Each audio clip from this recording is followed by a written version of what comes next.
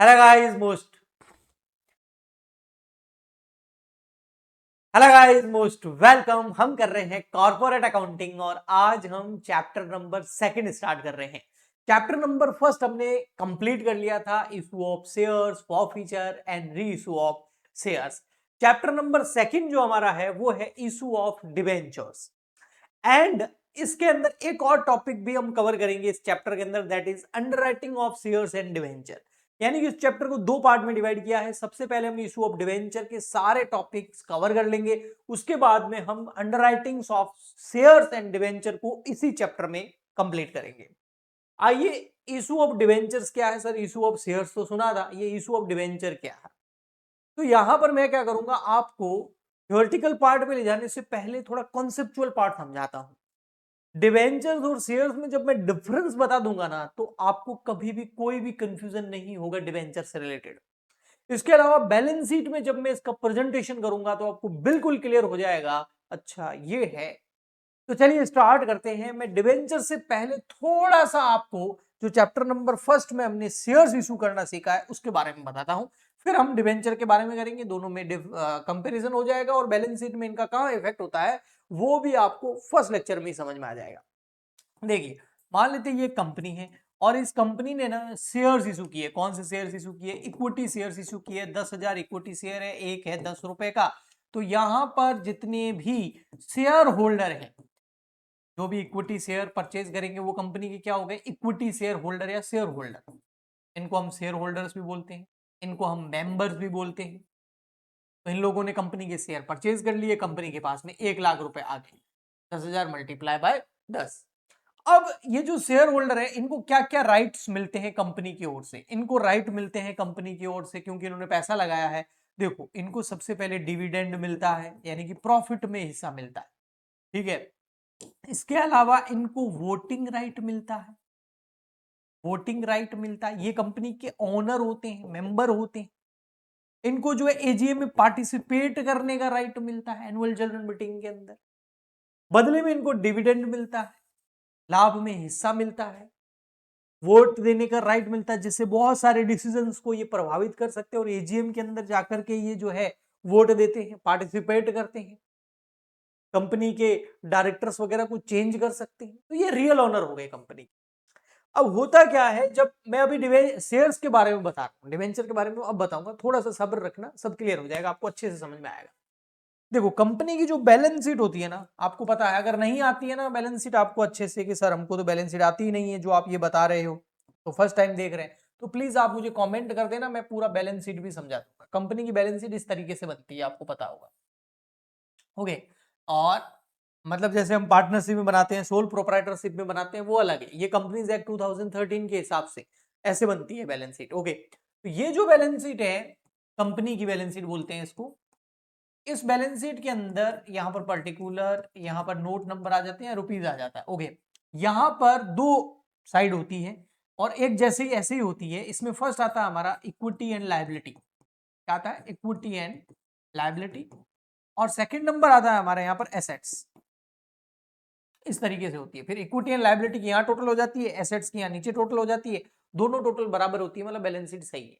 But equity and liability के अंदर, equity and liability के अंदर चीज देखना क्या, इक्विटी एंड लायबिलिटी में 4 हेड होते हैं, जिसमें सबसे फर्स्ट हेड जो होता है उसको बोलते हैं शेयर होल्डर फंड। क्या बोलते हैं? Share holder fund. मैं थोड़ा सा बड़ा कर देता हूं ताकि आपको समझ में आए। क्या बोलते हैं? Share holder fund. और सेकंड नंबर होता है फिर इसके अंदर application money received pending allotment. Third number होता है फिर इसमें नॉन करंट लायबिलिटी, मैं अभी शॉर्ट में करा रहा हूँ। और फोर्थ नंबर होता है इसमें करंट लायबिलिटी। ओके, अब जो फर्स्ट नंबर होता है ना, उसके अंदर फर्स्ट, इसके अंदर सब ऐड होते हैं। इसमें एक होता है शेयर कैपिटल, फिर होता है रिजर्व एंड सरप्लस, ठीक है। और नॉन करंट लायबिलिटी जो होती है ना, इसमें होता है फर्स्ट लॉन्ग टर्म बोरोइंग,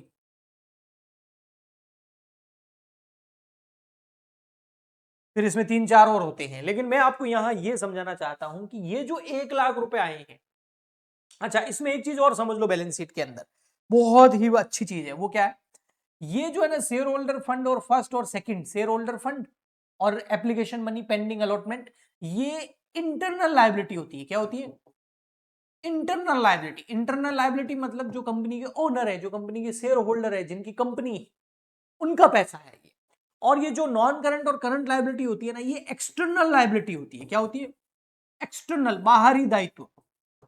मतलब कंपनी का ओनर का पैसा नहीं है, कंपनी ने लोन लिया है या लोगों से उधार लिया है। अब यहां से आपको बहुत क्लियरली समझ में आएगा कि ये जो 1 लाख रुपए के शेयर इशू किए हैं कंपनी ने, और शेयर होल्डर जो है कंपनी के ओनर होते हैं, मेंबर होते हैं, कंपनी के मालिक होते हैं, तो कंपनी के मालिक ने जो कंपनी में पैसा लगाया है 1 लाख रुपए, ये क्या है? ये कंपनी की इंटरनल लायबिलिटी। इसको हम शेयर कैपिटल के अंदर लिखते हैं यहां पर। ये कंपनी की इंटरनल लायबिलिटी है। और कंपनी का जो भी प्रॉफिट होगा उसमें इनको डिविडेंड के रूप में हिस्सा मिलेगा। अगर प्रॉफिट होगा तो मिलेगा, प्रॉफिट नहीं होगा तो नहीं भी मिलेगा। और ऐसा ही तो होता है, जिसका व्यापार होता है उसको हो सकता है प्रॉफिट होगा तो फायदा मिलेगा, अदरवाइज नहीं मिलेगा। ओके, लेकिन अब आते हैं हमारे डिबेंचर्स पर। ये कंपनी है सेम, इसको पैसों की जरूरत थी, इसने इस बार शेयर्स इशू नहीं किए, इसने इस बार डिबेंचर्स इशू कर दिए। क्या कर दिए? डिबेंचर। और डिबेंचर के आगे हमेशा रेट लिखी होती है। फॉर एग्जांपल के लिए 8% डिबेंचर। और कितने डिबेंचर इशू कर लिए? मान लेते हैं 5,000 डिबेंचर इशू कर लिए और एक 10 रुपए का। तो जिन लोगों ने कंपनी के डिबेंचर्स को परचेज किया, जिन लोगों ने कंपनी के डिबेंचर्स को परचेज किया, उनको हम बोलते हैं डिबेंचर होल्डर। क्या बोलते हैं? Debenture holder. और यहां पर 5,000 को 10 से मल्टीप्लाई करो, भी 5,000 डिबेंचर है, 8% वाले, एक 10 रुपए का है, तो कंपनी के पास में 50,000 रुपीज आ गए। तो सर इन डिबेंचर होल्डर को इसके बदले में क्या मिलेगा? इनको भैया क्या डिविडेंड मिलेगा? नहीं। इनको क्या वोटिंग राइट मिलेगा? नहीं। क्या इनको एजीओ में पार्टिसिपेट करने का राइट मिलेगा? नहीं। क्या ये कंपनी के मेंबर है? नहीं। क्या ये कंपनी के ओनर है? नहीं। तो सर इनको क्या मिलेगा? इनको मिलेगा ओनली इंटरेस्ट। सर कितना इंटरेस्ट मिलेगा? जो डिबेंचर के आगे इंटरेस्ट रेट लिखी हुई 8%, यानी कि 50,000 का 8%। हर साल इंटरेस्ट मिलेगा, ब्याज मिलेगा इनको डिबेंचर होल्डर। तो सर ब्याज तो हम लोन पे देते हैं, तो ये लोन ही है। फर्क इतना है कि किसी बैंक से एक साथ ना लेकर के पब्लिक से थोड़ा थोड़ा पैसा उठा लिया। जैसे मैंने अगर इस कंपनी के 5 डिबेंचर खरीदे हैं तो मुझे 50 रुपए देने पड़ेंगे। आपने 100 डिबेंचर खरीदे हैं तो आपने कंपनी को 500 रुपए का लोन दिया है और आपको उस हिसाब से इंटरेस्ट मिलेगा। और ये जो डिबेंचर इशू करके जो फंड रेज किया गया है, ये 50,000 रुपए वाला, ठीक है, ये जो फंड रेज किया गया है, ये इंटरनल लायबिलिटी नहीं है, ये एक्सटर्नल लायबिलिटी। और ये डिवेंचर होल्डर जो है ना, ये कंपनी के क्रेडिटर्स होते हैं, एक्सटर्नल लायबिलिटी है। इसलिए इसको या शेयर होल्डर फंड में एप्लीकेशन मनी पेंडिंग अलॉटमेंट नहीं आता, ये आता है non current liability, external liability है। ब्याज देना पड़ेगा और एक दिन पूरा पैसा वापस देना पड़ेगा। मालिकों का पैसा नहीं है, उधार लिया है, ये लोन है ये। इसीलिए इसको नॉन करंट लायबिलिटी के अंदर जो लॉन्ग टर्म बोरोइंग होते हैं वहां पर दिखाया जाता है। इसको यहां दिखाया जाएगा 50,000। तो सर है तो दोनों ही लायबिलिटी, ये भी पैसा उधार लिया, लेकिन ये ओनर, कंपनी का जो मालिक है ना, उसने लगाया है, तो इंटरनल लायबिलिटी। और जो डिबेंचर है ये एक्सटर्नल लायबिलिटी है, नॉन करंट लायबिलिटी में, लॉन्ग टर्म बोरोइंग में आती है। आया समझ में? तो ये होते हैं डिबेंचर्स। अब मैं थोड़ा सा आपको इसका थ्योरी पार्ट पढ़ाऊंगा, तो आपको ये जो मैंने बोला है ये और अच्छे से समझ में आएगा। तो चलते हैं हम नोट्स की तरफ और एक एक चीज में यहां पर क्लियर करता हूं। अब आपको बहुत अच्छा लगेगा, अच्छा समझ में आएगा। दोनों में डिफरेंस, जब भी दो चीजें अगर एक जैसी लग रही है और उनके बीच में अगर आप कंपैरिजन कर लेते हैं तो वो चीजें दोनों लॉन्ग टर्म तक याद रहती है। ये हमेशा चीज ध्यान रखना। तो अब ये आप कभी नहीं भूलोगे शेयर्स और डिवेंचर्स क्या होते हैं। देखिए कॉन्सेप्ट ऑफ डिवेंचर क्या? Debenture is a financial instrument. वो तो शेयर्स भी है, डिवेंचर्स शेयर्स सब है। यूज्ड बाय कंपनी, और इन इंस्ट्रूमेंट को यूज करती है। इंस्ट्रूमेंट मतलब कोई बजाने वाला इंस्ट्रूमेंट नहीं है, पहले पेपर फॉर्मेट में आता था, आजकल तो इलेक्ट्रॉनिक फॉर्मेट में आते हैं शेयर्स और डिवेंचर। तो a debenture is a financial instrument used by companies to raise long term capital. इसलिए मैंने नॉन करंट लायबिलिटी में दिखाया था, लॉन्ग टर्म पैसा चाहिए। यहां पर कैपिटल का मतलब शेयर कैपिटल या ओनरशिप वाली शेयर होल्डर फंड वाली कैपिटल नहीं है।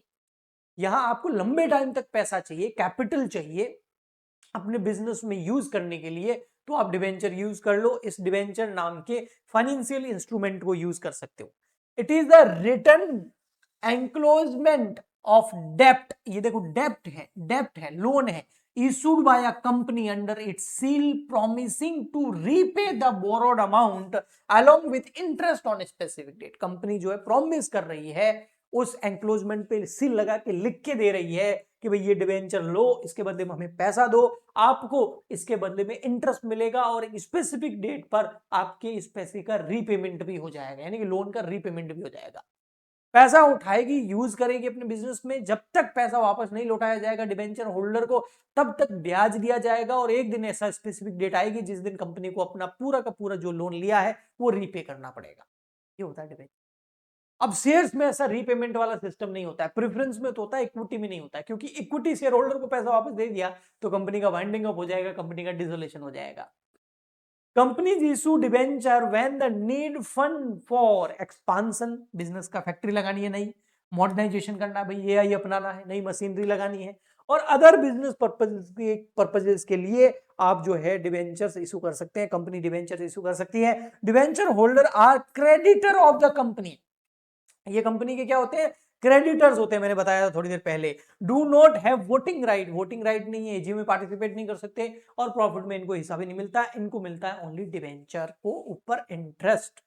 ओके, अब आ जाते हैं अगर हम कंपनीज एक्ट 2013 पर, तो उसके सेक्शन नंबर 2 और उसके सब सेक्शन 30 के अंदर यहां पर डेफिनेशन भी दे रखी है। वो क्या बोलते हैं, डिवेंचर के अंदर क्या क्या इंक्लूड है, डिवेंचर के अंदर स्टॉक्स भी इंक्लूड है, बॉन्ड्स भी इंक्लूड है, और ऐसा कोई भी इंस्ट्रूमेंट जो ये दिखाता है कि हम हाँ ये एक तरह का डेप्ट है, तो उसका मतलब वो डिवेंचर है। ओके, वेदर वो चाहे किसी एसेट के ऊपर चार्ज हो या नहीं हो। कई बार क्या करते हैं, कोई भी कंपनी जो है ना वो डिवेंचर इशू करती है, तो जो इन्वेस्टर है, जो डिवेंचर खरीदने वाले हैं, वो बोलते हैं भाई हमारे तुम्हारे डिवेंचर तो हम खरीद लें, तुमको पैसा तो दे दे, लेकिन कल के दिन पैसा डूब गया तो कंपनी क्या करती है, अपनी कोई एसेट उन डिवेंचर होल्डर के नाम पे लिख देती है कि भैया अगर हमने रीपेमेंट नहीं किया तो ये वाली जो एसेट है ये बेच के तुम्हारा रीपेमेंट हो जाएगा, तो वो ये, ठीक है। और इसके अलावा ये डेफिनेशन तो है ही। अब थोड़ा सा हम यहाँ पर फीचर्स के बारे में आ जाते हैं। बिल्कुल ये कह रहे हैं इंस्ट्रूमेंट डेप्ट है, और ये लोन को रिप्रेजेंट करता है, फिक्स इंटरेस्ट रेट होती है इसके ऊपर, जो इंटरेस्ट पे किया जाएगा ना उसका रेट क्या होता है, फिक्स होता है। ओके, प्रायोरिटी इन पेमेंट, बिल्कुल इक्विटी शेयर होल्डर और प्रेफरेंस शेयर होल्डर को डिविडेंड देने से पहले डिबेंचर होल्डर को इंटरेस्ट दिया जाएगा। इक्विटी शेयर होल्डर और प्रेफरेंस शेयर होल्डर का पैसा उनको वापस, उनकी कैपिटल उनको वापस देने से पहले डिबेंचर होल्डर को उनका पैसा वापस दिया जाएगा। तो चाहे लोन अमाउंट हो चाहे इंटरेस्ट अमाउंट हो, वो इक्विटी और प्रेफरेंस शेयर होल्डर्स जो है उनसे पहले प्रायोरिटी किसकी मिलती है, इनको मिलती है। ओके, नेक्स्ट सिक्योरिटी, बिल्कुल कई बार डिबेंचर जो है वो इशू करते हैं टाइम कंपनी उस डिबेंचर के अगेंस्ट में एक कोई एसेट को भी डिबेंचर होल्डर के नाम पर गिरवी रख देती है, ताकि किसी भी सिचुएशन के अंदर अगर कंपनी इंटरेस्ट का रीपेमेंट नहीं कर पा रही है, लोन का रीपेमेंट नहीं कर पा रही है, तो वो जो डिबेंचर होल्डर का ट्रस्ट बन जाता है, वो ट्रस्ट उस एसेट को बेच करके डिबेंचर होल्डर के इंटरेस्ट और उनके लोन अमाउंट का रीपेमेंट करता है। तो सिक्योरिटी भी होती भी है, नहीं भी होती है, दोनों होता है। वो डिपेंड करता है कि कंपनी क्या दे रही है, आपको क्या ऑफर कर रही है डिबेंचर के साथ में। ट्रांसफरेबिलिटी, कई बार डिबेंचर जो है फ्रीली ट्रांसफरेबल होते हैं शेयर, जैसे आपके पास किसी कंपनी का शेयर पड़ा है और वो कंपनी अगर स्टॉक एक्सचेंज मार्केट में लिस्टेड है तो आप किसी को बेच सकते हो, ऐसा क्या ऐसा डिबेंचर को भी ट्रांसफर किया जा सकता है। नो वोटिंग राइट, बिल्कुल ये शेयर होल्डर तो है नहीं, रियल ओनर है नहीं, इंटरनल लाइबिलिटी है नहीं, ये तो एक्सटर्नल है, तो इसलिए इनको ना तो एजीएम में पार्टिसिपेट करने का राइट होता है और ना ही इनको वोट देने का राइट होता है। रिडेम्पशन का मतलब होता है रीपेमेंट, रिडेम्पशन वर्ड पे कंफ्यूज मत होना, एक चैप्टर आगे आएगा जिसमें हम डिबेंचर का रिडेम्पशन भी करेंगे, बट रिडेम्पशन का मतलब यहाँ पर रीपेमेंट ऑफ लोन है। ओके, और उसका टाइम पीरियड अगर फिक्स है तो फिक्स टाइम पीरियड में रीपेमेंट होगा ही होगा। कन्वर्टेबल और नॉन कन्वर्टेबल डिबेंचर का मतलब ये है, ये टाइप्स ऑफ डिबेंचर के अंदर भी आता है कि कुछ डिबेंचर को आगे जाके शेयर्स में कन्वर्ट कर सकती है कंपनी, यानी कि डिबेंचर होल्डर से डिबेंचर ले लेगी और उसके बदले में उनको शेयर्स दे देगी, ना कि लोन का अमाउंट रीपे करेगी। ओके, और नॉन कन्वर्टेबल का मतलब पैसा ही देना पड़ेगा, आप डिबेंचर के बदले शेयर्स इशू नहीं कर सकते। क्लासिफिकेशन की बात करें तो फटाफट से बता देता हूं, सबसे पहले यानी कि जो टाइप्स ऑफ डिबेंचर की बात करें तो बेस्ड ऑन सिक्योरिटी, सिक्योरिटी के बेस पे दो तरह के डिबेंचर होते हैं। एक सिक्योर होते हैं, सिक्योर वो होते हैं जो डिबेंचर के साथ में एक एसेट गिरवी रख दी जाती है डिबेंचर होल्डर के लिए, और ये रिस्की कम होते हैं। एक अनसिक्योर डिवेंचर होते हैं वो रिस्की ज्यादा होते हैं, कोई एसेट वगैरह तो होती नहीं है, तो उस केस में अगर पैसा डूब गया, कंपनी डूब गई, तो उनका पैसा भी डूब सकता है। रिडम्पशन का मतलब है रीपेमेंट, रिडीमेबल डिवेंचर और इनरिडीमेबल डिवेंचर। रिडीमेबल का मतलब ये होता है कि लोन का रीपेमेंट होगा एक टाइम के बाद, 2 साल 3 साल 5 साल 10 साल बाद, वो टाइम फिक्स होता है। बट इरिडीमेबल डिवेंचर जो होते हैं उसका मतलब होता है कि कभी भी लोन का रीपेमेंट नहीं होगा। कब होगा? जब कंपनी बंद होगी, खत्म होगी, तब शेयर होल्डर्स की तरह। ओके, बेस्ड ऑन कन्वर्टेबिलिटी, ये मैंने आपको बता दिया, ऐसे डिवेंचर्स जिनको शेयर्स में कन्वर्ट कर सकते हो एक टाइम के बाद में, वो कन्वर्टेबल डिवेंचर हो गए। और नॉन कन्वर्टेबल जिनको शेयर्स के में कन्वर्ट नहीं किया जा सकता, पैसा ही देना पड़ेगा। रजिस्ट्रेशन का मतलब होता है, रजिस्ट्रेशन के ऊपर दो टाइप के होते हैं, रजिस्टर्ड डिवेंचर और बियरर डिवेंचर। रजिस्टर्ड डिवेंचर वो होते हैं जिनका पूरा का पूरा रिकॉर्ड जो है वो मेंटेन किया जाता है कंपनी के द्वारा, और बियरर डिवेंचर वो होते हैं जो फ्रीली ट्रांसफरेबल होते हैं, कोई भी रिकॉर्ड मेंटेन नहीं किया जाता है। जो व्यक्ति डिवेंचर होल्डर है जिस समय पर, उसी समय उसको इंटरेस्ट पे कर दिया जाता है। Based on interest payment, fix rate debenture और floating rate debenture. Fix rate debenture जो है वो अधिकतर होते हैं। इसमें क्या होता है, इनके ऊपर जो इंटरेस्ट पे करना है डिवेंचर होल्डर को वो फिक्स होता है और वो डिवेंचर के आगे लिखा होता है। फ्लोटिंग के अंदर क्या होता है, इंटरेस्ट रेट जो है वो मार्केट कंडीशंस के ऊपर डिपेंड करती है। मार्केट कंडीशंस के ऊपर डिपेंड, जैसे हम बैंक से लोन लेने जाते हैं ना, एक फिक्स रेट होती है, वो हमेशा फिक्स रहती है, लेकिन एक होती है फ्लोटिंग रेट। फ्लोटिंग रेट का मतलब अगर रेपो रेट आरबीआई ने चेंज करी तो फिर उस केस के अंदर आपकी इंटरेस्ट रेट भी ऊपर नीचे होगी। ओके जी, तो आई होप आपको डिवेंचर से रिलेटेड पूरा कॉन्सेप्ट अच्छे से समझ में आ गया होगा। नेक्स्ट लेक्चर के अंदर हम करने वाले हैं इसकी अकाउंटिंग स्टार्ट, इसकी जर्नल एंट्रीज करवाऊंगा और न्यूमेरिकल क्वेश्चन स्टार्ट करवाऊंगा और इस चैप्टर को आगे बढ़ाएंगे। आई होप आपको अच्छे से समझ में आ गया होगा। जाने से पहले इस वीडियो को लाइक करें, अपने फ्रेंड्स के साथ शेयर करें, चैनल को सब्सक्राइब जरूर करें। हम मिलते हैं नेक्स्ट लेक्चर में, आज के लिए इतना ही, तब तक के लिए goodbye and thank you.